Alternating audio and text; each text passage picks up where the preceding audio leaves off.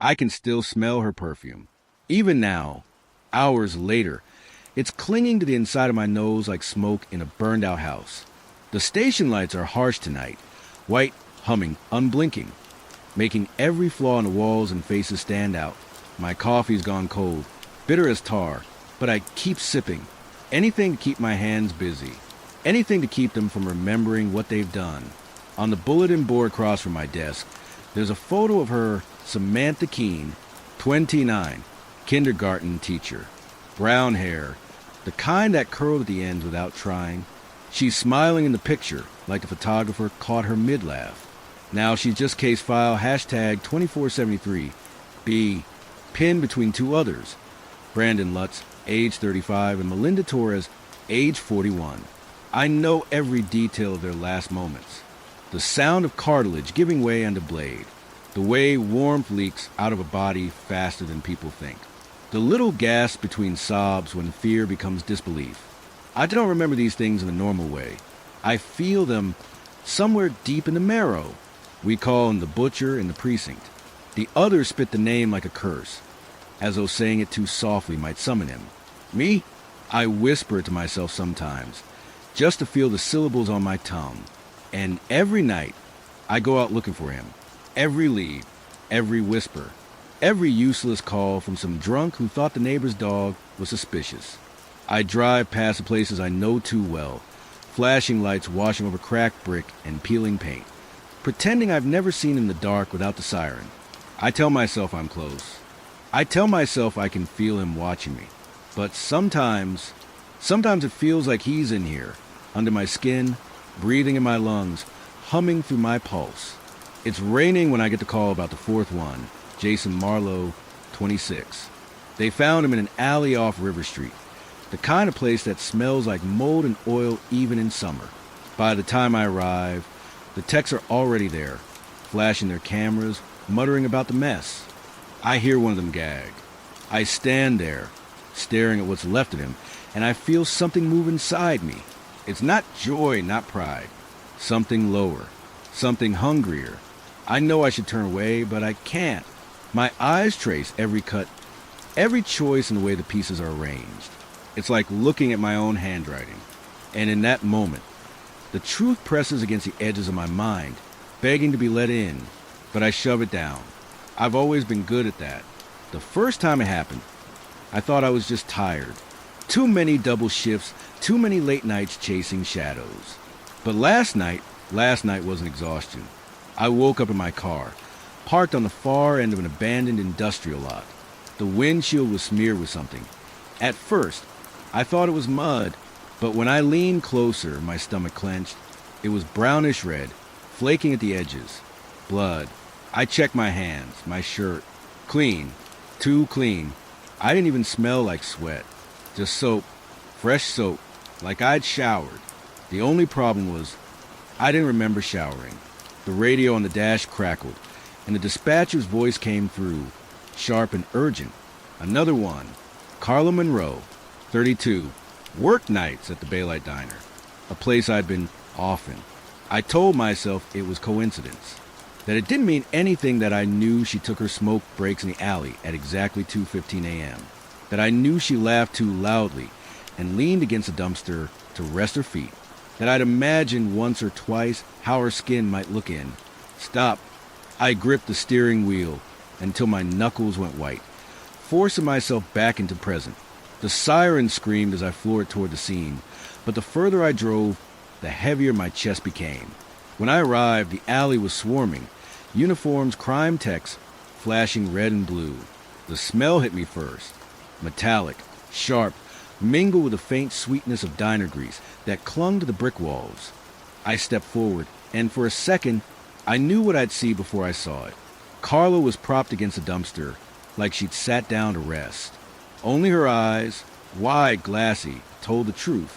Her hands were gone. Neat, surgical, like someone had taken their time. Looks like he's getting bolder, Officer Grant muttered beside me, shaking his head, but I didn't hear him, because behind Carla's head, carved faintly into the rusting green of the dumpster, was something only I recognized. A single, shallow line, the start of a letter, my letter, I took a step back, heart pounding, and the rain began again, pattering softly against my shoulders. It should have been cold, but I swear, God help me, it felt warm, and in the quiet between the raindrops, I could almost hear my own voice whispering, "You did good this time." I didn't sleep that night. Couldn't. I sat in my apartment with the blinds closed, the glow from the desk lamp pooling over the photos spread in front of me, the official evidence shots, each victim frozen in their final moment. Samantha, Brandon, Melinda, Jason, and now Carla. 5 of them. 5 I know about. I traced their faces with my eyes, memorizing the way their expressions shifted between them. Fear, confusion, disbelief, something like pleading. My pen tapped against the edge of the table. It should have been mechanical, detached, the way a cop studies a case file. But my mouth was dry, my stomach restless. I flipped to the next photo. Carla. The letter carved into the dumpster behind her was barely visible, but I saw it like it was burning. That curved line, the start of an R. Why an R? I grabbed a notebook from the desk drawer, a plain, battered thing, not the official precinct issue. This one was mine. Inside, the first few pages were filled with scrawled addresses, dates, and half-finished thoughts. But as I flipped further, my breath caught. Drawings, small, crude sketches, faces, hands, knives, each one labeled with a name. Samantha, Brandon, Melinda, Jason, Carla. My handwriting stared back at me like a reflection in a cracked mirror. I slammed the notebook shut, heart hammering. I told myself it was some kind of sick subconscious bleed, that being neck deep in this case had infected my dreams, my idle moments.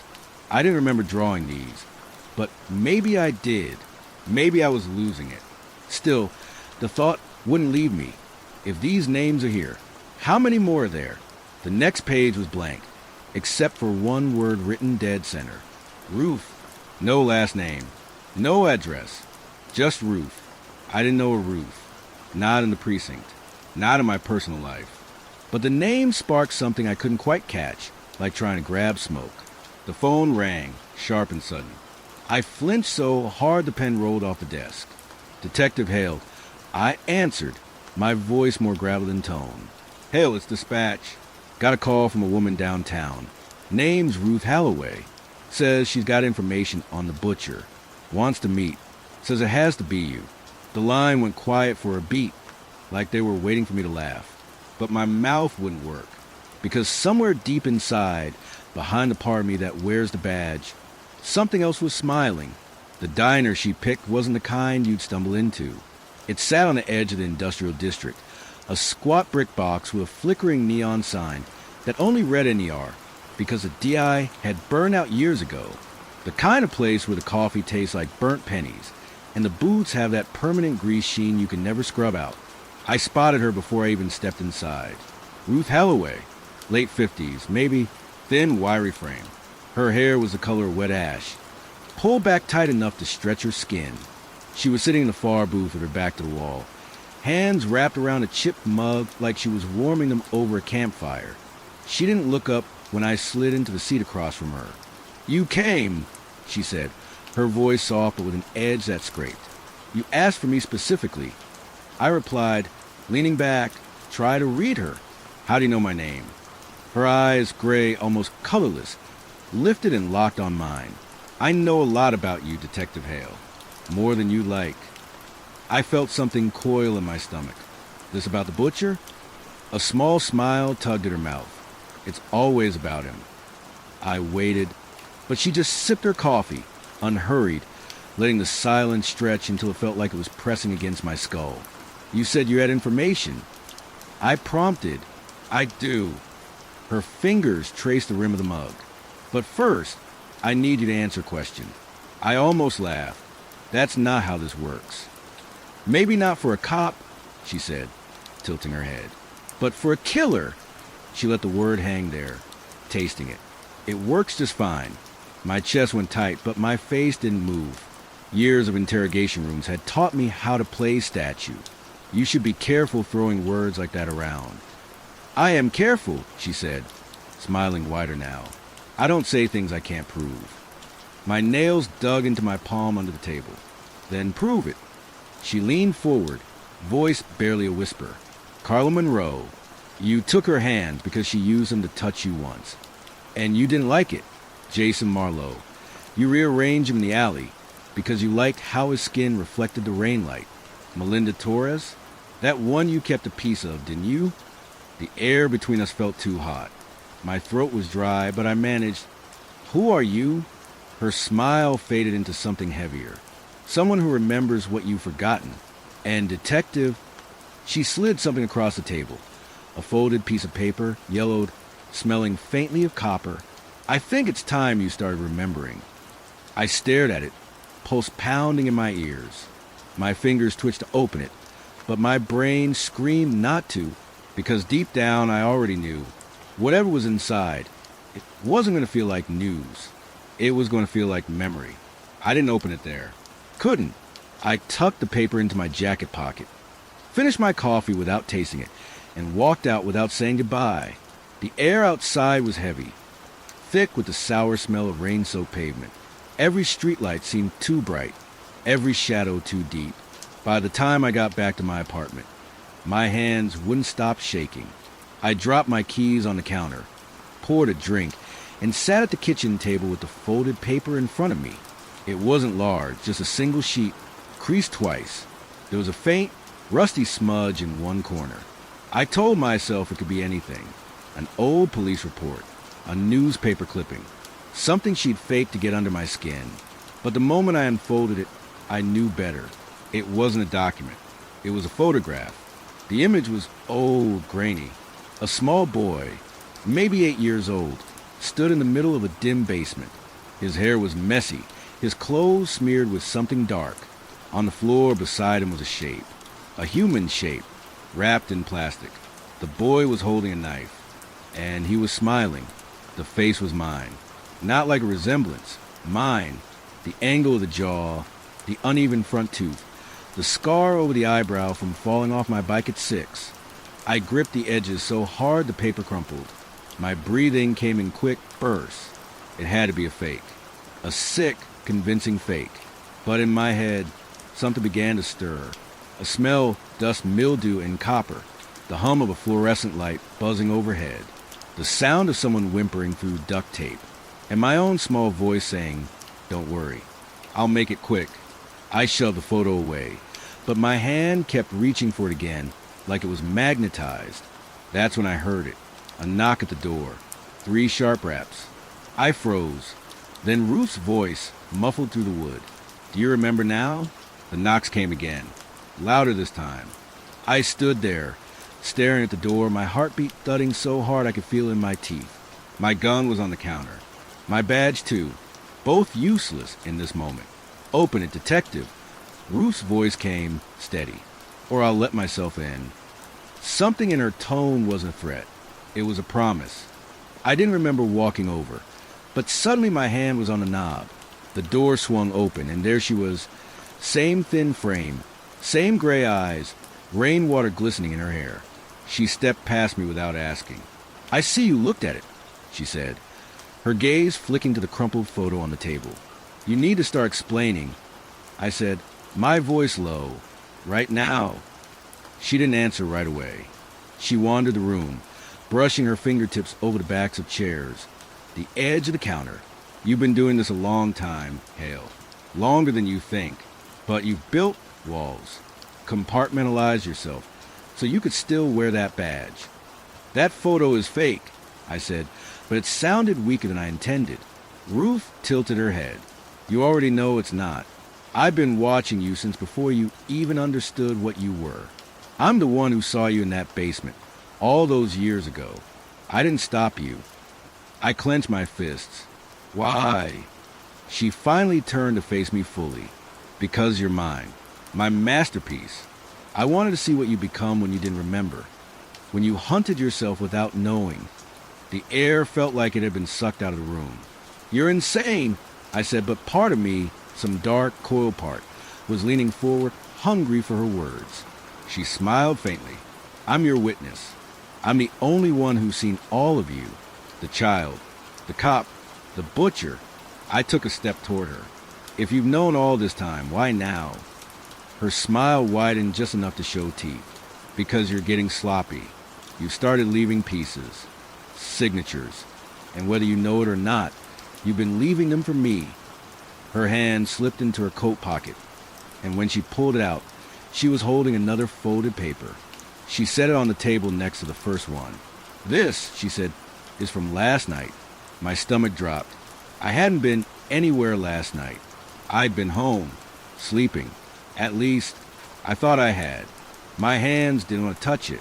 The second paper sat there like a live wire, humming against the air.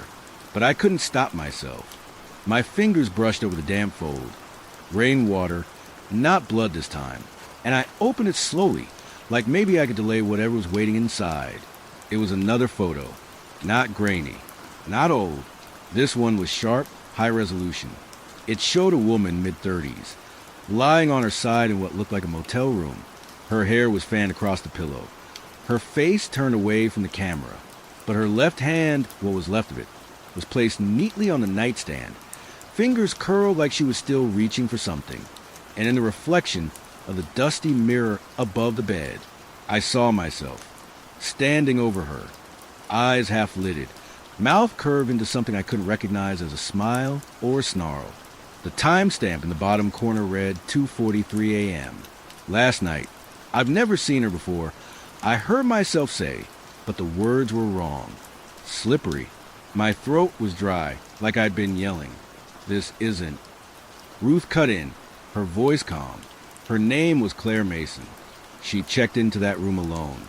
You left her at 3:06. I shook my head hard, like that could make the image dissolve. I was here, asleep. Were you? She asked, stepping closer. Or was he? I could feel it then. The shift, like a door opening somewhere inside my skull. The air in the room thickened, my heartbeat slowing instead of racing. Do you want to know what you said to her? Ruth asked. No. You told her she was beautiful. Then you told her she wouldn't be for long. The part of me that should have been horrified felt warm. Heavy. A pulse of satisfaction rolled through me. So sudden it scared me more than the photo. I'm not him. I whispered. Ruth smiled faintly, almost kindly. You're both. The door inside me creaked wider. And for the first time, I didn't know which side I was standing on. I could feel it, like a ripple under my skin. The shift. 1 second I was standing there, my mouth dry, my palms sweating. The next, it was as if someone had slid into the driver's seat of my skull, and I was just watching. My spine straightened. The tension drained from my jaw. My breathing slowed until it was measured, deliberate. My eyes, my own damn eyes, narrowed on Ruth, but it wasn't suspicion anymore. It was recognition.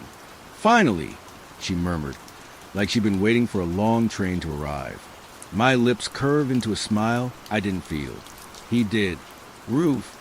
The voice came out low, smooth, nothing like the fractured stammer I had a moment ago. You've been busy. Her shoulders relaxed, her own mouth curling in return. You've been asleep? I could feel him studying her, weighing her, like an artist appraising a fellow craftsman.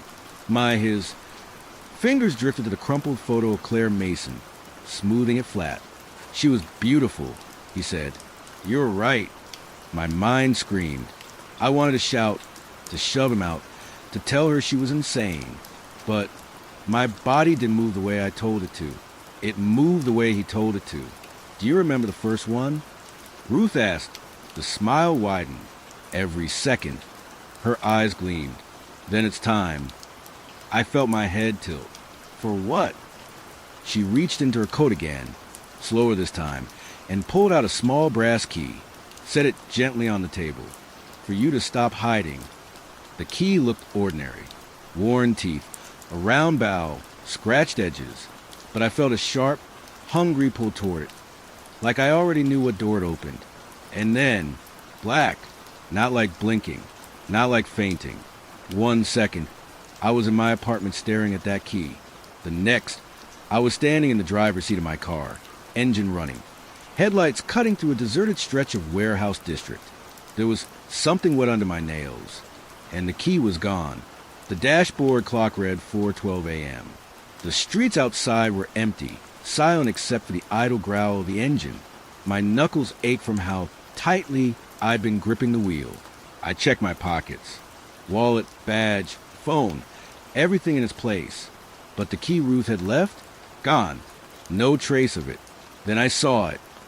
Something folded on the passenger seat. Not paper this time. Cloth. I picked it up slowly. Black fabric. Damp in spots. Heavy with the unmistakable metallic tang of blood. A sleeve from a shirt, ripped clean at the shoulder seam.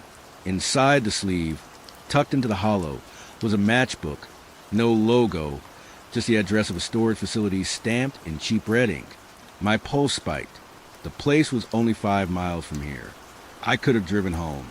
I could have locked the doors, called in sick, pretended none of this existed. But the pull was there, deep and low in my gut, the same way a smell dragged you back into a memory you thought was dead. The lot was deserted when I got there. The rows of metal doors stretched out into the dark, each painted the same dull blue. The air smelled of oil, dust, and old rain. My headlights washed over the number stenciled on one of the units. R17. Something about it made my stomach twist. The R from the dumpster behind Carla. The R from the old notebook. The letter Ruth had said was mine. The lock on the door wasn't snapped shut. It hung loose in a latch. The hasp turned just enough to keep the door from lifting on its own. I stepped forward and curled my fingers under the handle. Cold metal. My palms were slick with sweat. And then, from somewhere far inside, he whispered, "You're gonna like this." The door screeched as I rolled it up. The smell hit first. Sweet rot. Stale copper. The musk of something that had been sealed away too long. The beam from my phone light swept over shelves. Not boxes. Not furniture. Jars. Glass jars. Each one sealed tight, lined in neat rows like an apothecary. Inside them, I stopped breathing. Fingers. Ears.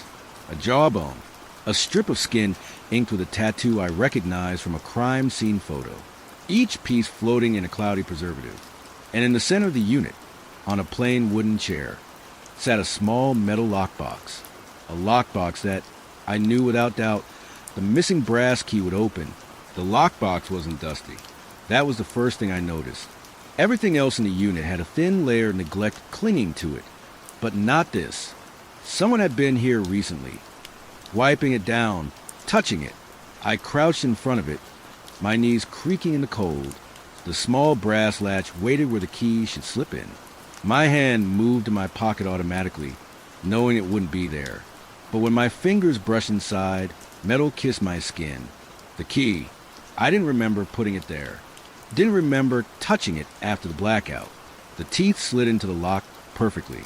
The tumblers clicked with a soft, almost polite sound. Inside, resting on a scrap of black velvet, was a single Polaroid. Not a victim, not a body. It was me, younger, 9 years old, kneeling on a basement floor. My hands cupped something I was holding toward the camera. Something too blurred and close to make out. My face was streaked, but not with dirt. Blood. The date scrawled at the bottom was in thick black marker. March 14th, 1994. The smell of mildew and copper rose in my throat. So suddenly I thought I'd be sick. And then the memory hit not in pieces, but all at once, slamming into me like a wave. A man's voice yelling from upstairs. My own small footsteps, quick and quiet. The tied figure on the basement floor, gasping through a rag. The sound of the knife slicing through rope, and then through something else. The laugh that followed, sharp and short. My laugh. I staggered back from the box, dropping the photo. My phone's light caught the edges of the jars on the shelves, and for a heartbeat, every face inside them was looking right at me. Then, from the shadows beyond the open door, Ruth's voice. "You kept your first gift." I spun, but she wasn't there. Just a night wind curling through the rows of units. And inside me, he was laughing, soft, pleased, certain. I drove home with the Polaroid clenched in my fist, the edges digging into my palm hard enough to leave indents. The streetlights blurred past in streaks of yellow and white, but I barely saw them. Every mile, his voice pressed closer to mine, not whispering anymore, not waiting, just there, breathing in time with me. When I unlocked my apartment door, the air inside was wrong. Too still, too quiet. Ruth was sitting in my armchair like she owned it, legs crossed, coat draped neatly over the side. A faint smile played at her lips as if she'd been expecting me for hours. "You found it," she said. Her eyes flicked to the Polaroid in my hand. "And now you understand." I didn't answer. I shut the door, turned the lock, and leaned against it. "What do you want from me?" I asked, though I already knew. "For you to stop lying to yourself," she said. "The cop is a cage you built, and I think it's time we open the door." I could feel the shift beginning again, that smooth slide of control slipping out of my hands. "You think you're my keeper," he said to my mouth. The voice was calm, almost amused.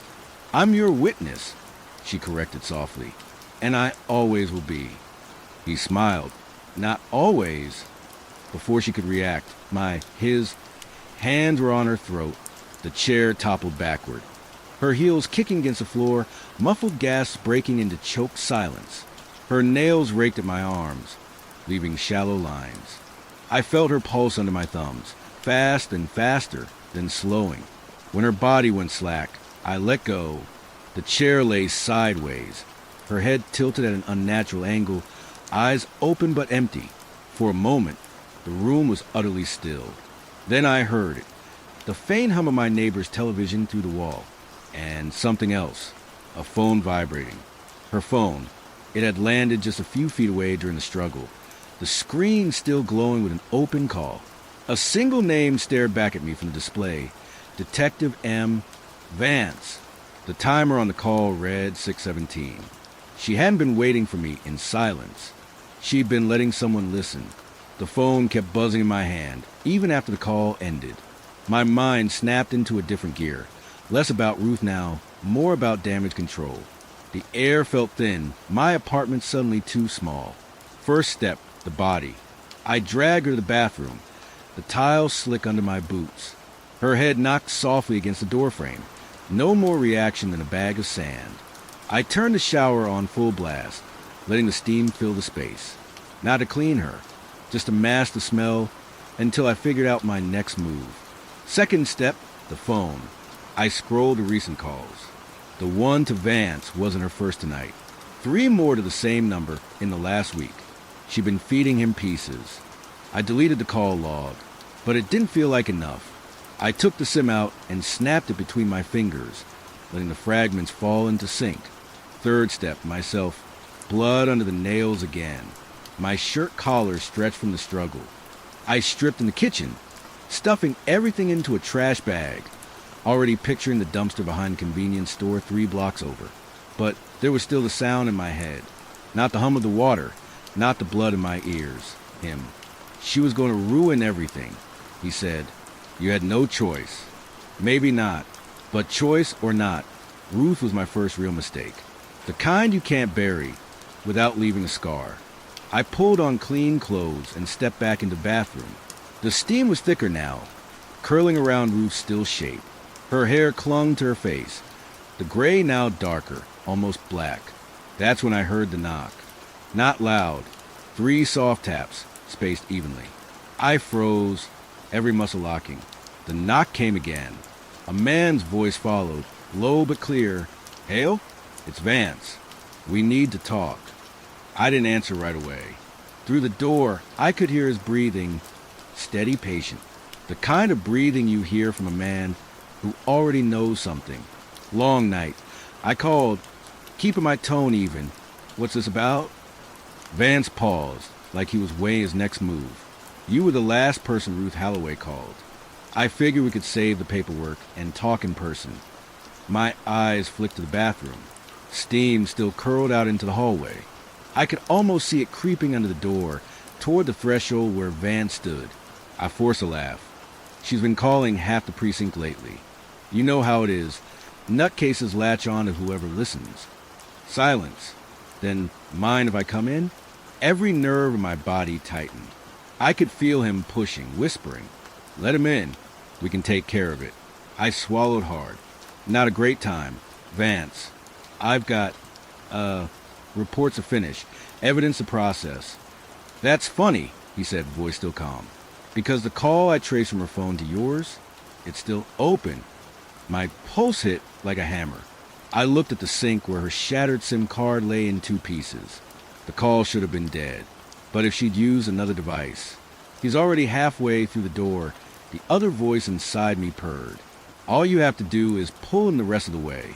A slow creak of the floorboard outside. He was leaning closer, listening. I wrapped my hand around the doorknob, weighing it like a weapon. Detective Hale, Vance said almost softly now, if I open this door myself, what am I going to find? From the bathroom came a faint sound, a drip of water hitting tile. But in the quiet of the hallway, it sounded like a gunshot. The water kept dripping. One drop, two, three, and in between each one, my pulse. Vance shifted his weight again, with groaning under his boots. Hale opened the door. My grip on the knob tightened. The part of me that still thought like a cop was calculating angles, entry points, his likely stance, the way his weight was distributed. The other part of me, him, was already past the door, already feeling the skin split under our hands. You're making this harder than it has to be, Vance said, voice dropping to something almost gentle. The air felt too close, too hot. My shirt clung to the back of my neck. And then his tone changed, subtle, but I caught it. Ruth told me everything. That was all it took. The last thin thread between me and the door inside, my head snapped. When I moved, it wasn't me. Not fully. The door yanked open so fast Vance barely had time to register my face before I slammed my shoulder into him. We both hit the hallway wall, the impact knocking the breath from his lungs. My hand shot to his throat, fingers digging deep, cutting off his air. His right hand scrabbled for his weapon. But my knee came up hard, pinning his arm against the plaster. His eyes were wide, not with fear yet, but with the recognition of someone who had just put the last piece of the puzzle in place. Too late, he told him through my mouth, voice low and almost kind. Vance's lips formed the start of a word. Butch. The twist of my wrist silenced it forever. His body slid to the floor in a boneless heap, his gun clattering beside him. The hallway smelled of sweat and copper now. And behind me, the steam from the bathroom drifted into the open doorway like a silent witness. Two bodies. One night. And for the first time, I felt something I hadn't before in all these years. Not hunger. Not satisfaction. I felt the first crack of panic. Panic is loud. It drowns out reason. My breathing came fast, shallow. I could hear it bouncing off the narrow hallway walls, tangled with the distant hum of a refrigerator and the slow drip of the bathroom tap. Two bodies. One here in the hall, one in the steam-filled room behind me. And somewhere in the city, a call log, a radio dispatcher, maybe even an officer already wondering why Vance hadn't checked in. We need to go, he said inside me. Calm, unhurried. Now. I grabbed Vance's gun, tucking it into the back of my waistband, and searched his pockets with quick, practiced hands. Badge, wallet, keys, everything useful slid into my own. His phone buzzed once against my palm, the screen lighting up with the name Sergeant Willoughby. I killed the screen with a thumb press and pocketed it. Ruth's body was lighter than I expected. I hauled her out of the bathroom and into the kitchen, laying her flat beside Vance. A matching set. My mind ticked through the cleanup steps on instinct. Bleach under the sink, garbage bags in the pantry, towels to soak up the mess. But this wasn't like the others. This wasn't quiet. These were police. Their absences would trigger alarms in minutes, not days. My hands kept moving anyway, scrubbing, bagging, erasing, muscle memory. All the while, a low hum built in my ears, like the sound the precinct's fluorescent lights made late at night. When I looked up from the floor, I realized my own hands were trembling, not with fear, with restraint. You can't stay, he reminded me, but we don't have to leave empty-handed. That's when I understood what he meant. 15 minutes later, I was behind the wheel of Vance's unmarked car, the smell of his leather jacket filling the cabin, his service weapon still warm from my body heat. In the rear-view mirror, the apartment building's front door was just a dark slit in the brick, hiding what was left inside. I turned the key, The engine rumbled to life, and a police radio crackled over the dash. All units, be advised. Detective Michael Vance, last seen at 24th and Ash, possible officer in distress. My knuckles tightened on the steering wheel. The hunt for the butcher had just shifted, and now, the badge wasn't my shield anymore. It was the bullseye on my back. The radio chatter followed me like a shadow. Last ping from his phone puts him near the East Industrial. Units in the area, sweep all lots and vacant properties. Copy. Requesting air support if he doesn't turn up in the next 15. I drove with the headlights off until the streets opened up into the outskirts, where the city's noise faded into empty warehouses and half-dead street lamps. My hand stayed steady on the wheel, but my chest felt like it was being squeezed. You know how they work, he whispered. You've been one of them. Use it. He was right. I've been on the other side of a hunt like this. Knew exactly how wide they'd spread, which roads they'd block, how quickly the net would close. Vance's car was a beacon. Every unit on shift told to look for it. I couldn't keep it. A delivery van sat in the back lot of a Shutter hardware store, keys dangling from the ignition like a gift. I slid behind the wheel, the smell of dust and old cardboard replacing the leather and gun oil. Vance's unmarked I left parked in the far corner. Lights off, door ajar, like he'd walked away. They'd find it soon, and when they did, it would send them the wrong direction. I kept the van rolling slow down side streets, listening to the radio I'd swiped from Vance's belt. Apartment unit 3B cleared. No sign of Vance or Hale. Possible blood trace found in hallway. Lab en route. Advise all units. Hale is to be considered armed and dangerous. Hearing my own name in that tone, calm, procedural, but sharpened at the edges, hit harder than I expected. Feels good, doesn't it? He said. They're talking about you now. Not the cop, not the cover. Just you. I tightened my grip on the wheel. It's not good, I muttered. It's exposure. But even as I said it, there was something else underneath. A flicker of heat at the base of my skull.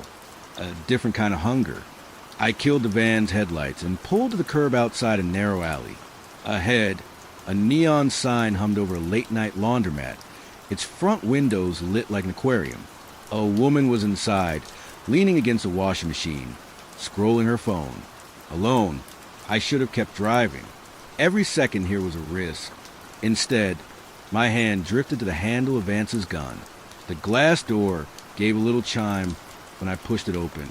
The woman didn't look up right away, just kept scrolling. Fluorescent lights buzz overhead, casting everything in that washed-out, sleepless color that makes people look like ghosts.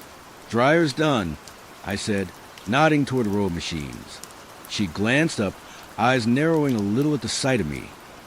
Thanks. She tugged open the dryer door, a wave of warm, detergent-sweet air spilling out. The smell made something deep in me stir. I moved closer, the sound of the tumbling drums slowing until it stopped entirely. She pulled out a sweatshirt and a pair of jeans, folding them on the plastic counter. That's when the other voice spoke. Not in my head this time, but through my mouth. Smooth, certain. Ruth used to fold laundry like that. Her hands paused mid-fold. Do I know you? I shook my head. Not yet. The gun felt heavy and hot in my waistband. I didn't want to use it. Too loud, too quick. Instead, I reached for the fabric of the sweatshirt she just set down. When she looked up to protest, my other hand was already on her throat. She gasped, tried to twist away, but the space between the rows of machines was too tight. Her heel caught on the corner of a laundry basket, and we went down hard. The thud of her head hitting tile echoed far louder than I'd meant it to. My grip tightened, her nails scraping at my arm, her phone clattering across the floor. It only took seconds. When it was over, I laid her gently against the base of the dryer, like she'd sat down to rest. Her hair spilled over her face, hiding the bruising that was already blooming along her neck. That's when I saw it. The security camera in the far corner. A little red light blinked steadily. I felt his laugh roll through me. Sloppy. I pulled my hood up, snatched the woman's phone, and left without looking back. In the van, the police radio was already chattering again. Possible sighting of Detective Hale on security footage near 9th and Alder. Units responding. They were minutes behind me now. And this time, I'd left them a face. The van's tires hummed low against the cracked asphalt as I cut across the industrial district. The radio kept spitting static between bursts of urgency. Suspect last seen heading north on Alder. Roadblocks at 12th, 14th, and 18th H keep perimeter tight. They were sealing the grid around me. I'd done it to others enough times to know I had maybe 10 minutes before every exit was watched. You know where they won't look, he said, his voice almost smug. I did. The train yards. Too many cars, too many shadows, too much metal for thermal imaging to pick clean. I swung the van hard onto Franklin Street, the back tires kicking up loose gravel. Warehouse walls rose on either side, their windows dark and broken. Up ahead, the skeletal towers of the yard cranes loomed against the cloudy sky. As I rolled past the fence line, the rhythmic clank of rail couplings echoed in the distance. My headlights caught glimpses of rusted freight cars and stacks of wooden pallets leaning like they might collapse with a breath. I killed the engine, coasting the last stretch before tucking the van between two boxcars. The air smelled of wet iron and diesel fuel. The moment the door shut behind me, I could feel my heart steady. Out here, I was good again. Invisible. That's when I heard it. Boots on gravel. Slow, unhurried. I slid between two freight cars, crouched low, and peered through the gap. A uniformed officer moved with a flashlight, its beam slicing across the rails. He was alone. Radio mic clipped to his shoulder, voice murmuring something I couldn't catch. Take him, the voice inside urged. You need another. I gripped Vance's gun, but didn't draw it. Not yet. The smart move was to wait, let him pass, disappear deeper into the yard. But the pressure in my chest wasn't fear. It was hunger, burning hotter with each step the officer took closer. He stopped just on the other side of the freight car. The beam of his flashlight washed over my boots for half a second before swinging away. That was my window. I lunged. My shoulder drove into his ribs, the flashlight clattering into the dirt. His shout cracked the air, sharp and panicked, and I could already hear the radio on his shoulder squawking to life. We hit the gravel hard. I was on top of him, my hand over his mouth before the second syllable left his throat. But this time the fight didn't go smooth. He twisted, his elbow catching me square in the jaw. My grip slipped, his hand clawed for his sidearm, and somewhere out in the dark, more boots started pounding toward us. The boots were getting closer, multiple sets now, crunching gravel in uneven rhythm, voices barking short commands over the radio. The cop beneath me bucked hard, knocking the breath out of my lungs. I tasted iron, my own blood warm in my mouth where his elbow had split my lip. Finish it, he snarled inside me. Now, but for the first time, I didn't. Not because I didn't want to, because I couldn't.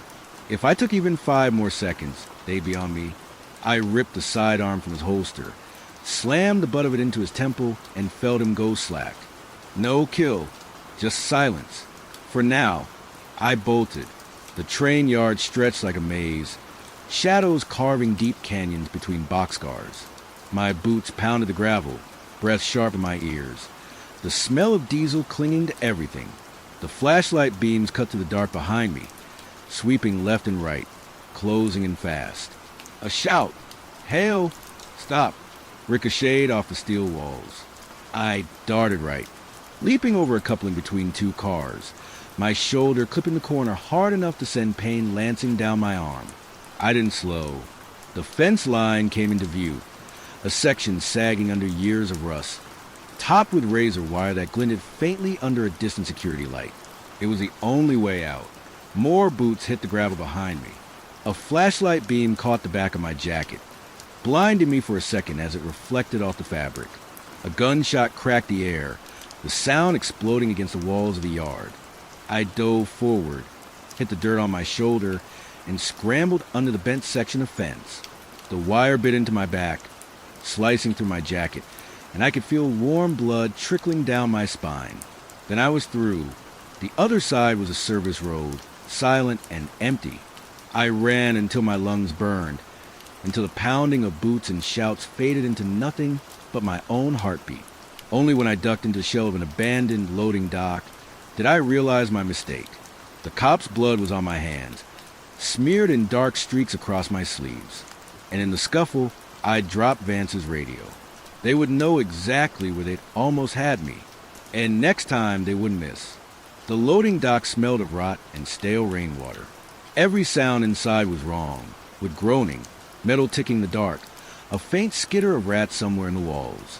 I crouched low, my back pressed into cold concrete, breath still ragged. My hands wouldn't stop shaking, not from fear, but from the cut-off hunger, the unfinished work. "You let him live," he said, voice curling with disgust. "You've never left one breathing before."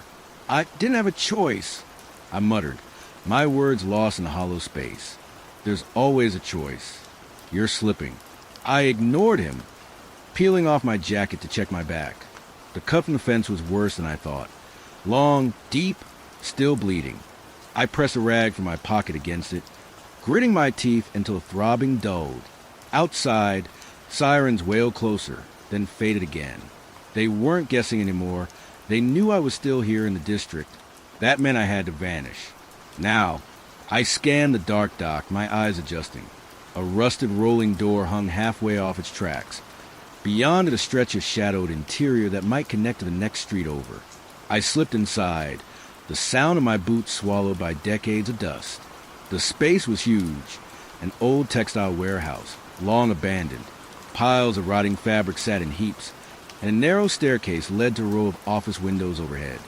Their glass cracked like spiderwebs, and then I froze. Footsteps, slow, careful, not the hurried stomp of a search team. These were different. A figure moved in the shadows at the far end, just inside the reach of the dim streetlight, leaking through a hole in the wall. Small frame, hunched slightly.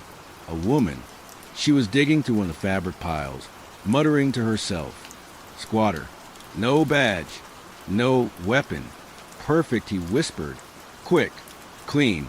You need this. I felt my pulse climb, the ache in my gut tightening into something sharper.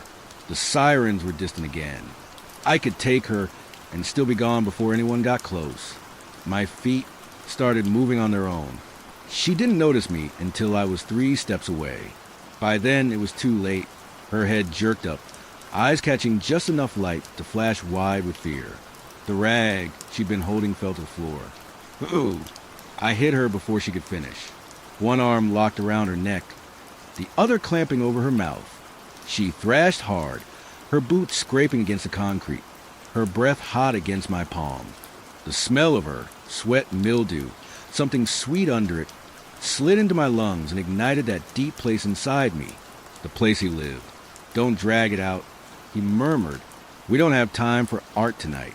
I tightened my grip, felt her nails rake at my arm, then slow. Her legs kicked once, twice, then went slack. For a moment, I just held her there, feeling the weight settle into me. The trembling stopped. That quiet, perfect stillness I craved more than anything. But the perfection cracked when I let her slip to the floor. Her head hit the concrete with a dull thud, and in the light spilling from the broken window, I saw it. Her hand was still clutching something. My jacket. She must have grabbed it in the struggle, yanking it off the pile where I dropped it earlier to check my wound. And in the pocket, my badge. My real badge. The one with my name burned into it. A sound escaped me, not quite a curse, not quite a laugh. "Sloppy again," he said, almost amused now. I pried it from her fingers and shoved it deep into my waistband, then dragged her body into the shadows behind a stack of pallets. My hands were wet and sticky, my back still bleeding, and the air outside was shifting. More sirens, closer now. I slipped out the far side of the warehouse and into an alley, the night air sharp in my lungs. Somewhere out there, the hunt was tightening. And now, they had 2 more bodies to hang on the butcher. But worse, if they found that warehouse before I got far enough away, they might realize the butcher wasn't just hunting strangers anymore. He was starting to leave a trail. I didn't get far. The alley dead-ended into a chain-link fence topped with barbed wire. My muscles screamed when I hauled myself over, the torn skin on my back tearing further, the warmth of blood soaking into my shirt. I hit the other side hard and stayed low, slipping into a row of dumpsters. The stench of rotting food and damp cardboard coated my tongue, but it masked my scent, my heat. And then I heard them, boots pounding pavement, radio squawking. The static cracked, followed by a sharp voice. Unit 12, we got something. Warehouse on Pine, East Entrance. I pressed myself deeper into the shadows, my knees grinding into wet gravel. Another voice came through, this one closer. Tinny through the radio, but still enough of the hairs on my neck to rise. Copy. Victim's cold. Looks like she's been here less than 10 minutes. Blood trail leading toward the south wall. We've got something else here. There was a pause, filled only by faint background chatter. Then, badge, PD issue, names, Detective Samuel Hale. I froze. They said it slow, like tasting the words, like they didn't quite believe it yet. The air around me felt suddenly thinner, heavier. The stink of garbage not enough to keep the dread out of my lungs. Well, he said inside me, his tone sliding toward the light. The game's changed. I could hear them fanning out, boots crunching closer, their flashlight beams sweeping across walls and trash. They weren't looking for a suspect anymore. They were looking for me. I reached for Vance's pistol, my finger brushing the trigger guard. It would be easy 2 shots, maybe 3, and I'd be through their line before they knew what hit them. But the street ahead was quiet. Empty. I chose it, sliding between 2 dumpsters. I kept my head low, my steps slow, letting the noise of their search mask my retreat. My pulse matched the rhythm of their radios. My name, my badge, my face now burned into the hunt. I didn't just need to disappear anymore.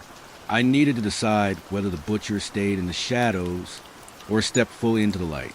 The streets were quiet, but it wasn't the kind of quiet that let you breathe. It was the kind that made you listen harder, made you feel watched even when you were the one watching. Every step I took away from Pine Street felt like walking into deeper water. The air thickened. The distance between sirens and silence blurred. You can't outrun it anymore, he said, calm as glass. They've got your name, your face. They're not hunting the butcher now. They're hunting you, both of you. My teeth ground together. So we stopped running. The thought landed heavy, dangerous, and it didn't feel wrong. In a shadowed alley 2 blocks over, I spotted him. Young guy, maybe 20, hoodie pulled up, hands buried in his pockets. Alone, distracted, a perfect stranger. The kind they'd remember when they found him. He passed under a flickering streetlight, and I stepped out in front of him. He froze mid-stride. Whoa, hey! The gun was in my hand before his second word. My voice didn't even sound like mine when I said, walk! We moved into the alley, the smell of old piss and wet brick closing around us. His breath got louder, faster, until it was almost shaking the air. You don't have to do this, man. I did. I wanted to. This one wasn't about the hunger. This was about the message. I pushed him against the wall, the cold muzzle of the gun against his cheek. Say my name. He stammered. I don't. Say it. Detective Hale. There it was. My name, out loud in the mouth of the dead. The shot was deafening in the narrow space. His body slid down the wall, leaving a long, wet smear where his head had been. I stood over him for a long second, breathing slow, letting the sound echo in me. Then I pulled his phone from his hoodie pocket, opened the camera, and snapped a single photo. His body, the blood, my shadow long across him. I sent it to the precinct's main tip line number. No words. Then I walked away. The sirens started up again almost instantly, but this time they weren't background noise. They were coming for me, and for the first time, I wanted them to. The city lit up like a crime scene. By the time I'd put 6 blocks between me and the alley, I could hear the echo of every siren in the district, not just patrol cars, EMS, tactical units, even the deep, bone-shaking rumble of the mobile command truck. I slipped into the recessed doorway of an abandoned pharmacy and watched the swarm descend. 2 cruisers skidded to a stop at the mouth of the alley. Officers spilled out fast, weapons drawn, voices hard with adrenaline. Then came the camera lights, bright white floods mounted on the news vans, the kind that turned the dark into daylight. I could see the young guy's body from here, his hoodie soaked through, his head tilted at that impossible angle only the dead manage. A crime scene tech crouched beside him, lifting the chin just enough of the cameras to get a clean shot. They didn't blur his face. Not yet. The footage was raw, unfiltered, fed straight into the evening news stream. And then my shadow. The photo I'd sent was plastered across the top right corner of the live feed, next to the victim's body. Some anchor was talking fast, her voice tight. An image allegedly sent directly to the department's tip line within minutes of the shooting. Sources confirm the suspect is Detective Samuel Hale, formerly a homicide. Hearing it on TV, out in the open, made something inside me twist. It wasn't fear. It was freedom. I wasn't a ghost anymore. I wasn't a rumor passed between detectives over bad coffee. I was real, visible, and they were telling the whole city. People in the apartment windows above started leaning out, holding up phones to record the flashing lights below. My face, my name, was already spilling into their feeds, their group chats, their whispers. They'll come faster now, he said. Faster means sloppier. Sloppier means we can play. I stepped out of the doorway, the hood of my sweatshirt low over my brow, and melted into the crowd of gawkers gathering at the barricade. None of them knew the butcher was standing among them, watching the police work, studying the angles, counting the seconds it took for each officer to scan the street. One of the uniforms glanced over the crowd. His gaze passed over me and moved on. That's when I knew I could kill again tonight. The crowd was restless. Murmurs, nervous laughter, the occasional burst of someone narrating for their live stream. Phones pointed toward the alley, screens glowing blue on pale faces. And then I saw her, mid-30s, sharp black coat, hair pulled into a severe bun. She had the look of someone who didn't belong here, not a local gawker, not a reporter. She was studying the scene the way a hunter studies tracks. Every so often, she glanced toward the officers, eyes narrowing like she recognized them, or maybe like she was one of them, just dressed down for the night. She's not here by accident, he murmured. She's here for you. The thought sent a ripple through me. Not fear, not even caution, but the thrill of proximity. Prey that knows the predator exists is always sweeter. I shifted closer, weaving between two teenagers holding up a shaky phone for their audience. The woman didn't notice. She was focused on a young man's body under the streetlight, her jaw tight, her shoulders squared. Perfect. The crowd pressed forward when an officer shouted something about making room. And I used it, stepping right up behind her, close enough to smell faint perfume under the sharp bite of the cold night. Hell of a show, I said low just for her. She half-turned, ready to reply, but the syringe was already in my hand. One quick jab under the arm, hidden by the swell of bodies, and the plunger depressed in a heartbeat. Her breath hitched. She looked down like she thought she'd been bumped, but by the time she looked back up, her pupils were already starting to swim. I guided her back through crowd, my arm under hers like a concerned stranger helping someone who'd had too much to drink. Nobody stopped us. In a city lit by police lights, no one questions kindness. We slipped around the corner, into the blind spot behind a command truck. She tried to speak, but her tongue was thick, the words barely sounds. Her knees buckled once, twice, and then she was mine. Her body was limp by the time we reached the narrow service alley behind the command truck. Engines rumbled just yards away, the chatter of radios and boots on asphalt. So close, I could almost feel their vibrations in my chest. It was perfect. I lowered her against the wall, the shadows swallowing us whole. Her eyes rolled, fluttered, half-conscious but still breathing fast. The paralysis was setting in, but she was awake enough to feel. I wanted that. I pulled my knife, not the one they'd logged in evidence years ago, but the one I'd never let them see. The handle was worn smooth from years of my grip, the edge honed so fine it barely reflected the streetlight. My breath came slow, steady. Hers came in panicked little bursts, chest fluttering like a trapped bird. Quiet now, he whispered in me, and my hand moved without hesitation. The first cut was under her ribs, shallow, just enough of the warmth to flood my fingers. Her body convulsed in slow motion, the paralysis trapping her scream in her throat. I worked with care, every slice a deliberate act, not the sloppy, rushed work hunger sometimes forced on me. This wasn't about feeding, it was about control. Control over her, over the hunt, over the cops who thought they had me cornered while I was right under their noses. Footsteps past the alley's mouth. 2 uniforms, laughing at something, their rifles slung loose. I could have reached out and touched their shadows. Her blood was hot against the cold air, steam rising faintly from her clothes. I leaned close enough to feel her last attempts at breath, the weight of her slowing heart beneath my palm. When it stopped, I just sat with her, a moment of stillness. No noise, no movement, just the knowledge that she was gone and I had taken her right here in the center of their world. I left her slumped in the shadows, knife clean, gloves still dry. By the time they found her, if they found her at all, she'd already be old news. The cameras were pointed at the wrong alley tonight. And me? I was already back in the crowd, watching them hunt a ghost. It didn't take long.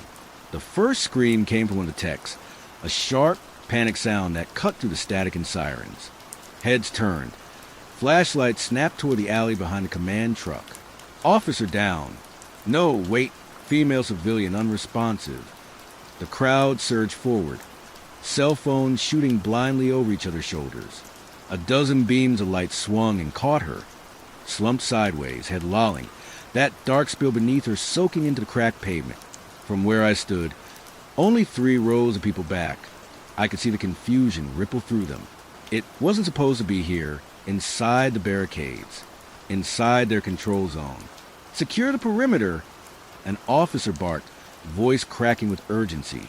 Nobody in or out. The irony nearly made me laugh. Nobody in or out. And yet I was still here, breathing the same air, my clothes still warm from her blood. The media pounced instantly. I caught a flash of my own shadow again on the giant screen of a cameraman's live feed as he zoomed past the body to the chaos around it. The anchor's voice in his earpiece was practically vibrating. This means the butcher has struck inside an active investigation scene. Police are visibly shaken. Shaken wasn't the word. They were unraveling.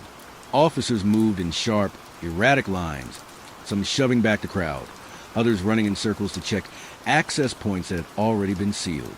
Radios barked conflicting orders. Every uniformed face was pale, eyes darting like prey instead of predators.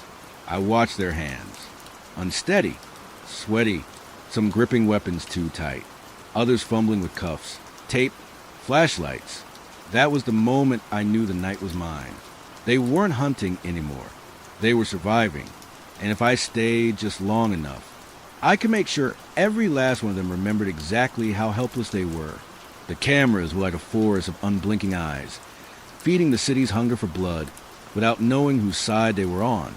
I drifted closer to the front of the crowd, just inside the tape line where the uniforms were too rattled to notice faces anymore. The floodlights from immediate trucks bled into the street, painting everyone in a pale, almost surgical glow. Perfect. She was standing maybe 5 feet to my right. Petite, nervous, wrapped in a bright yellow scarf that looked almost luminous under the lights. Probably some neighbor who wandered down to see what all the sirens were about. She kept hugging herself, shifting her weight, eyes darting between the scene and the cops barking orders. I leaned over, voice low and steady. "You live around here?" She startled, glanced up, but nodded faintly. "Stay close," I said, letting a hint of urgency in, as if I was just another concerned face in the chaos. Safer that way. The trick was in the body language, one hand guiding her forward like I was shielding her, the other already closing around the handle of my knife. The blade palmed flat against my wrist.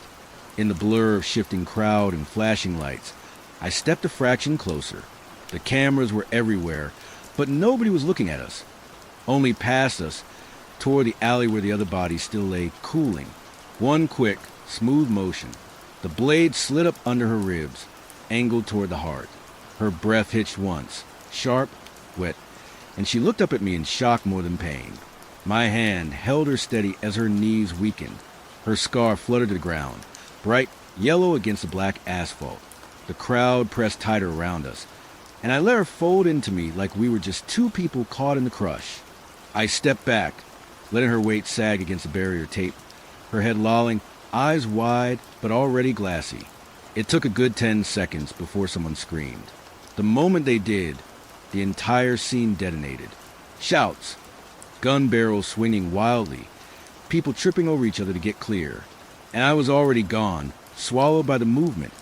Another shadow in a panic, slipping down the nearest side street, while every camera in the city broadcast her death live. By dawn, my face was everywhere. The news cycle didn't just run with it. They fed on it, gnawing the bones clean before tossing them back to the audience for another round. Live breaking news. The butcher strikes again, twice in one night, inside an active investigation scene. New developments. Killer believed to be former homicide detective Samuel Hale. Seen in exclusive footage moments before latest victim collapses. They replayed it over and over. The yellow scarf, the moment she went limp, the chaos erupting around her. They slowed it down, circled blurry figures in the background, speculated if one of them was me. The irony was delicious. They'd already had me in full view and didn't even realize it.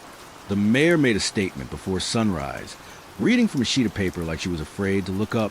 Words like lockdown, curfew, and martial law hung heavy in the air. They were turning the city into a cage, and I was already inside.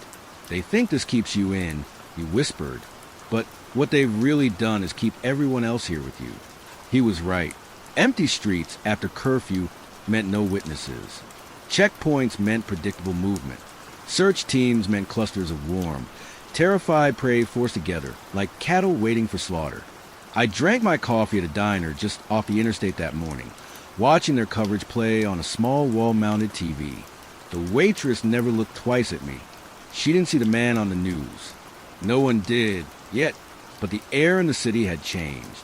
Fear had a weight to it now, pressing down on everyone. Every locked door, every boarded window, every pair of eyes darting over their shoulders was another reminder. They weren't safe anywhere. That's when I decided the next one wouldn't be quiet. They herded people into safe zones at night. Schools, churches, community centers. All with locked doors, armed guards, and kind of fluorescent lighting that bleached the life out of everyone inside. I picked one before dusk. Lincoln Street Community Hall. The line outside was long. A snake of nervous civilians clutching plastic grocery bags of clothes and food, waiting to be processed inside. I slipped into the middle of the crowd, hood low, head down, and let the current pull me forward. The guards at the door didn't ask for ID. They were too busy scanning faces for a monster they didn't realize was already stepping past them. Inside smelled of dust, stale coffee, and fear. The old gymnasium was crowded with cots. People huddled in small clusters, murmuring or pretending to sleep. A TV in the corner was tuned to the news, showing my own photo next to grainy stills of last night's chaos. I wandered slowly, reading the room. It didn't take long to find her, a mother in her late 20s, sitting cross-legged on a cot with a little boy curled against her side. Her eyes kept flicking toward the doors, like she didn't trust the guards either. That tension, like a deer hearing something in the brush, made her stand out. I sat 2 cots away, my back to her, listening. The boy was restless, whispering questions. When can we go home? Is the bad man close? She told him no. She told him the police would protect them. She said the building was safe. I waited until the lights dimmed for the night. The guards stayed near the entrance, their attention fixed on the outside world, convinced the threat couldn't possibly be inside. Slipping between the cots was easy. Most people were asleep, those who weren't pretended to be. I crouched beside her in the dark, the sound of her son's breathing masking my own. My hand was over her mouth before she could make a sound. The blade was in my other hand, sliding up under her chin, deep enough to choke the gasp in her throat. She thrashed once, twice, but I kept her still. The boy stirred, murmuring, but didn't wake. I laid her back on the cot, eyes open, mouth slack, and pulled the blanket up to her chin. To anyone passing, she looked like just another exhausted mother sleeping beside her child. I walked out the same way I came in, past the guards, past a line of desperate people still waiting to get in, leaving my gift behind for them to discover at dawn. They found her at first light. The scream came from one of the volunteers. Thin, reedy, the sound of someone who still thought the world had rules. It cut through the low murmur of waking voices and drew the whole gym's attention. Within seconds, the secure shelter was chaos. Guards shouted for everyone to stay put. People pressed against the walls, gripping their kids, their eyes wide and darting. The little boy sat up on the cot, staring at his mother's face, not understanding why she wouldn't move. News crews weren't supposed to be inside the safe zones, but by mid-morning, grainy cell phone footage was already flooding the networks. Another headline in screaming red: "The butcher is inside the shelters." The mayor's voice cracked during the emergency briefing. Words like containment breach, internal investigation, and relocation of civilians were spit out between gulps of air as if she was trying not to drown on her own panic. But the truth was simpler. Their plan had failed. The lockdown had become a larder. They'd gather the city into neat, predictable clusters for me. All I had to do was choose which cage to open next. The streets outside were emptier than I'd ever seen them. No music from the bars, no hiss of passing buses, just the occasional hum of a patrol car and the echo of my own footsteps. In that silence, the city felt like mine. By midday, the police scanners were buzzing about the butcher breach, officers being reassigned to shelter security. That was exactly what I wanted. Pull them off the streets, thin their patrols, leave entire neighborhoods unguarded. I stood at the window of my apartment, sipping black coffee, watching a pair of officers check the locks on a building across the street. They moved like men who knew it didn't matter. And I wondered, would the next one be taken in the middle of a shelter again, right under their noses? Or should I step out into the open, take someone in broad daylight, and let the whole city watch me vanish before their eyes? Daylight kills have a different flavor. There's no cloak of darkness, no curtain of sleep, just the audacity of walking into their world when they believe they're awake enough to see me. I picked my stage carefully. The plaza outside the precinct. It was late morning, bright enough for the sunlight to bounce off the station's glass facade. Officers came and went in steady streams, armed, alert, and exhausted. The press was still camped across the street, waiting for any scrap about the shelter breach. And in the middle of it all, I saw her, Detective Marla Vance, part of the task force hunting me since the first body dropped. She was small but sharp, eyes always cutting, jaw tight, never missing a detail. I'd seen her at briefings, her fingers tapping the table like she could drum the answers out of it. I wanted her from the moment she looked straight at me 2 weeks ago and didn't recognize what she was seeing. She was talking to a uniform at the base of the steps. Sipping from a paper cup, I approached from behind the press line, weaving through civilians pretending to watch the news feed. My hand was in my jacket pocket, fingers curling around the handle of the blade. Every move had to be casual, measured. She glanced over her shoulder once, saw nothing worth registering, and turned back to the conversation. I closed the last few feet. In one smooth motion, my left hand gripped her shoulder as my right slid the blade between her ribs. Angled up, her breath hitched. Her coffee fell, splattering dark arcs across the stone. I whispered in her ear, "Now you found me." I held her upright just long enough for the crowd to register the wrongness. Her knees buckling, her mouth open but silent. Before I let her collapse onto the steps, shouts erupted instantly. Some drew weapons. Others dove toward her. Cameras caught everything. The moment she went down, the blur of my back as I stepped in the crowd, the sea of faces that swallowed me whole.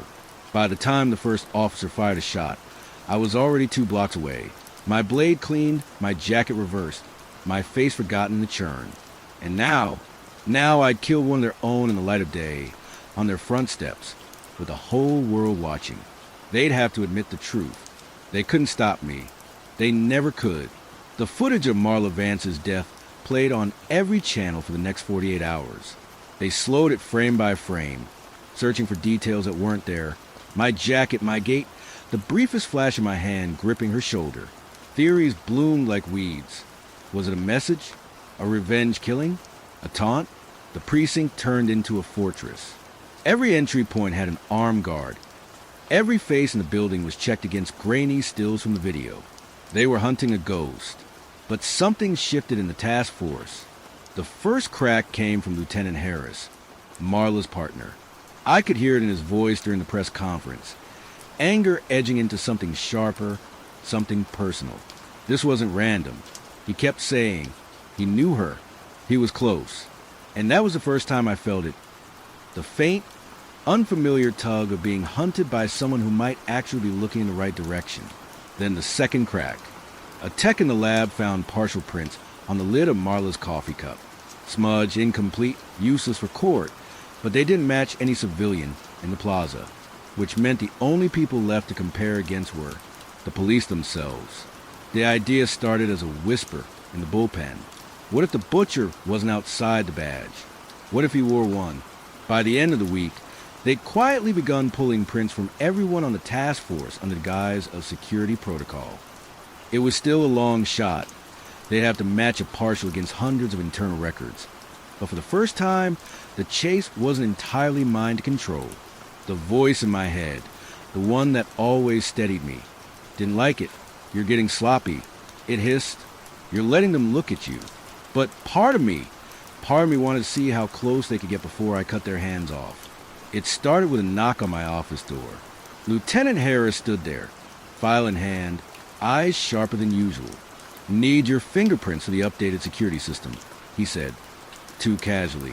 I smiled like everyone else had, rolled the ink over my fingertips, pressed them to the card, a man pretending to help catch himself. The voice in my head purred. Good. Feed them what they think they want. But that night, as I sat at my kitchen table with whiskey in one hand and the scanner chatter in the other, I heard it. Partial from the cup's lid matches 90% with one of ours. Lab wants confirmation tomorrow. 90%. That was closer than anyone had ever come. For the first time, my drink didn't taste right. They wouldn't come for me directly. Not yet. They'd bring me in under some harmless pretense, run the comparison in front of me, watch the color drain from my face. And then, no, I wouldn't give them that. The lab tech on duty that week was Trevor Finch. Quiet, soft-spoken. The kind of man who avoided eye contact and never stayed late. I'd seen him in the evidence room. Small hands, careful with every bag and tag. If anyone could make this go away, it was him. If he never made it to work tomorrow, the chain would break. The partial would sit in limbo. Just another piece of unsolved clutter. I found him after his shift, walking to his car in the dim light of the station lot. He was scrolling his phone, not paying attention, keys dangling from one hand. Trevor, I called. He looked up, confused to hear his name from me. I closed the distance in 3 steps. My arm hooked around his neck, pulling him into the shadow between 2 parked cruisers. The knife went under his jaw, quick, efficient. Warmth spilled down my hand. His phone hit the pavement. Screen cracking, still glowing. I laid him in the back seat of his own car, covered with a tarp from the trunk. No one would notice until morning, when it would already be too late to process the partial before the chain of custody rotted. As I walked away, the voice in my head was laughing, not just at the kill, but at how easy it was to erase the threat. Still, there was a whisper under the laughter. You're burning bridges faster now. They'll see the pattern if you keep this pace. And for the first time, I didn't know if I cared. They found Finch the next morning, still slumped under the tarp in his car. The official story was robbery. No wallet, no watch, no phone. But anyone who'd worked homicide long enough could smell the difference between opportunistic street crime and a kill with purpose. Lieutenant Harris didn't buy it. I could see it in his face when he walked into the bullpen, the file under his arm. He didn't call a meeting. He didn't make a scene. He just started walking from desk to desk, talking low, leaning close. It was the kind of move you make when you're hunting inside the building. By the end of the day, 3 people from the lab had been quietly questioned. 2 of them swore they'd seen Finch at his desk late the night before, running a set of comparisons. One mentioned the coffee cup case specifically. Then Harris did something unexpected. He asked for the sign-out logs from the evidence room, going back 2 months. Not the case logs, the entry logs. the ones that recorded every badge swipe. I felt the first flicker of unease when I realized my badge had been used more than any other in the task force. Too many after hours visits. Too many late-night swipes that coincided with bodies dropping. The voice in my head tried to soothe me. They have numbers, not proof. But I'd seen Harris's kind of obsession before. Once he got momentum, he wouldn't stop until he was staring down the truth. And now, I was giving him a trail. That night, I sat in my apartment with the lights off, watching the precinct across the street. I knew Harris stayed late, sometimes until dawn. He was alone most of the time, easy to reach. If I took him now, I could end the threat before it spread. But killing him would be different. He wasn't just another loose end. He was a cop with friends, a cop they listened to. His disappearance wouldn't erase suspicion. It would ignite it. The voice whispered anyway.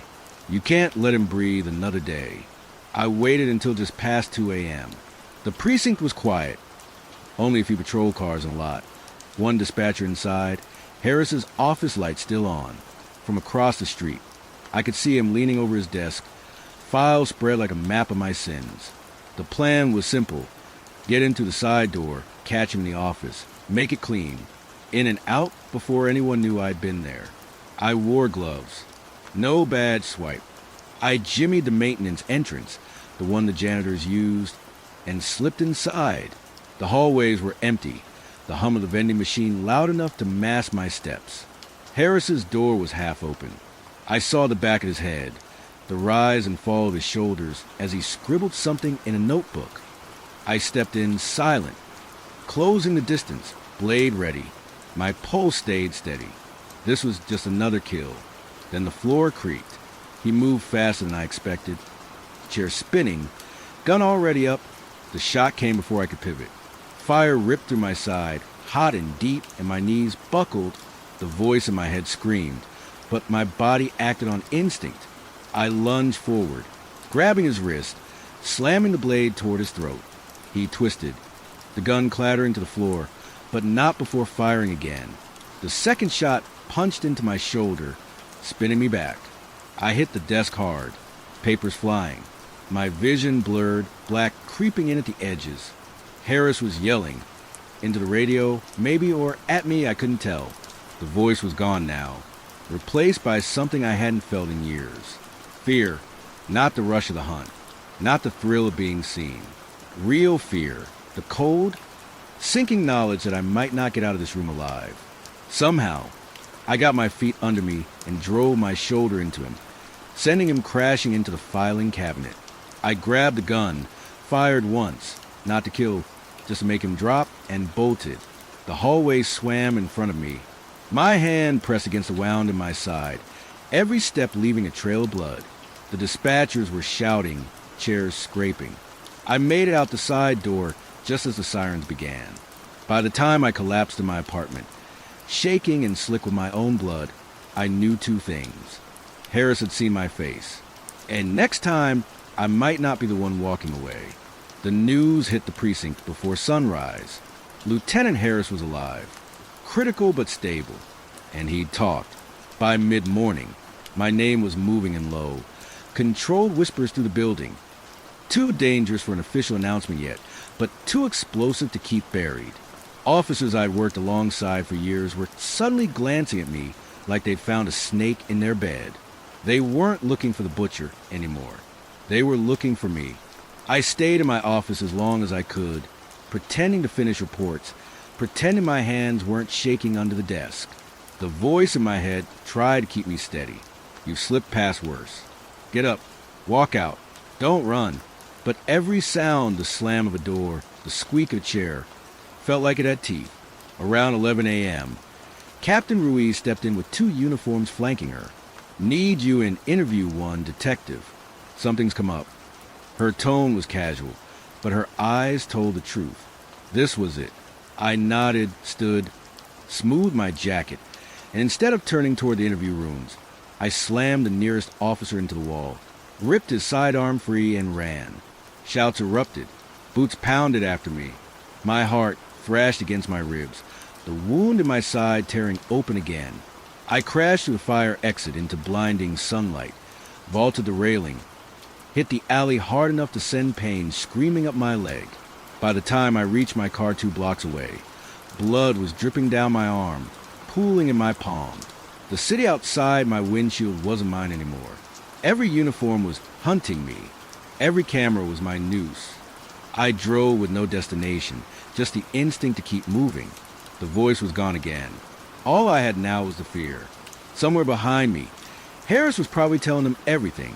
My badge number, my habits, maybe even the way I smiled when the case got too easy. And I knew what came next. I wasn't hunting anymore. I was running. I ditched the badge first. It had been my shield, my passport into every locker room in the city. Now it was a beacon, screaming my guilt to anyone who saw it. I tossed it into a storm drain on 6, the metal clinking before disappearing into the dark. Next one, the car. Too many cameras had caught it. Too many plate readers would ping it. I abandoned it under the freeway, wiping every surface I touched, then walked 3 miles along the freight tracks until my ribs felt like they were tearing with every breath. The safe house on Rivington was my first stop. Inside the padlocked storage unit was everything I'd ever needed to disappear. Passports, cash, burner phones, even clothes from thrift stores nobody would miss. I stripped down, dumping my blood-soaked shirt in a trash bag with bleach. The mirror over the workbench caught me off guard. I looked wrong. Too pale, too hollow, sweat soaking my hairline. The wound in my side throbbed in time with my pulse. My reflection stared back, like it knew I'd crossed into a place I couldn't return from. I pulled on a hooded sweatshirt, shoved cash into a duffel, and turned to leave, and froze. Footsteps outside the unit. Slow, careful. Someone had followed me. I pressed the wall, knife in hand.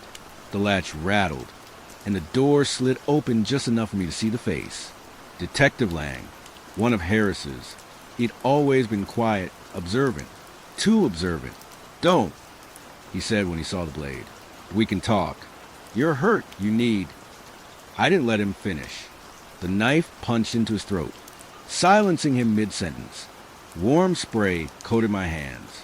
He dropped to his knees, eyes wide, clutching the wound like he could hold the life in. I eased him down, wiped the blade, and closed the unit door. His body would buy me hours, maybe a day. But the pattern was undeniable now. Harris would see it instantly.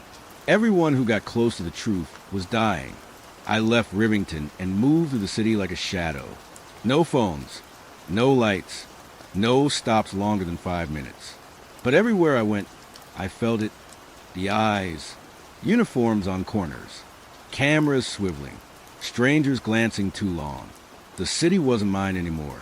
The voice in my head, the one that used to guide me through every hunt, spoke again, but this time it sounded different. They're not afraid of you now. They're closing in.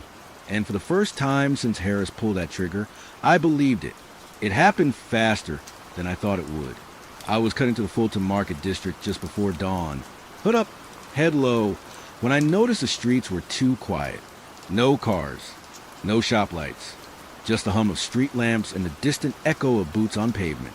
Then the voice in my head whispered the one word I didn't want to hear. Trap. I turned back toward the alley. 2 shadows stepped in, blocking the way. Another pair closed in from the far end. I glanced up, rooftops lined with figures, silhouettes with rifles, but none raised a fire. They weren't here to shoot me. They wanted me alive. I bolted into the nearest building, a gutted warehouse. My side wound tore open again, the heat of blood soaking through my shirt. I could hear them pouring in behind me, spreading out, boots pounding like war drums. I ducked between rusted machines, weaving through the maze of steel and dust. One came at me from the left, baton swinging. I caught his wrist, drove the knife into his thigh, and kept moving. Another tried to tackle me from front. I smashed his face into a beam and felt bone crack. For a moment, I thought I might actually get out. Then something slammed into my back. A length of pipe. My knees hit concrete hard, white pain blooming in my vision. Hands grabbed me, too many to fight off. My knife skittered across the floor. They didn't cuff me, didn't read me rights. The first hit came to my ribs, sharp, deliberate. Then another to my jaw, snapping my head sideways. A boot ground into my hand until I heard the bone strain. Someone drove a fist into the wound at my side, making my whole body seize. I tried to breathe, but they weren't letting me. Every strike was measured, not wild rage, but punishment.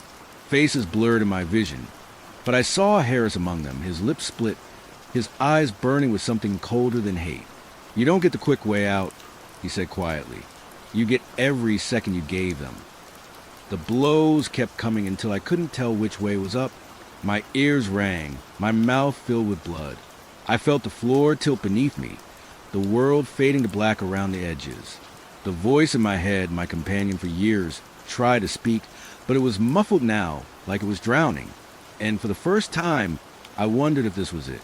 If I'd finally been caught in a trap I couldn't carve my way out of. I woke to the sting of alcohol on raw flesh. The room was dim, lit only by a single bulb hanging low enough that I could hear it buzzing. The air smelled of rust and old oil. My arms were chained above me, wrists biting into cold steel cuffs. My legs were bound just tight enough to keep me from standing. Somewhere in the shadows, someone shifted their weight.